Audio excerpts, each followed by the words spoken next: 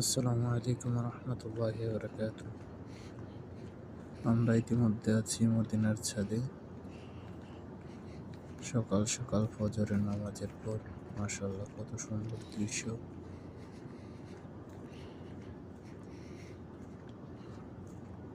উপরে দেখা যাচ্ছে যে গম্বুজগুলা শরীর দিকে এসে গেছে। এটা রিমোট কন্ট্রোলের মধ্যে সবকিছু হয়ে যায়। মদিনার যত গম্বুজ সব সাইড করে দিয়েছে, টেকনিশিয়ানের জন্য কাজ করতেছে এবং কি মসজিদুল হারামের ভিতরের যেই গ্যাস বা অক্সিজেন নেওয়ার জন্য এবং কি ট্রান্সফার করার জন্য এটা প্রতিদিন ফজরের নামাজের পর এটা খুলে দেওয়া হয়। তো ভিডিওটা কেমন লাগলো সবাই জানাবেন কমেন্টের মাধ্যমে।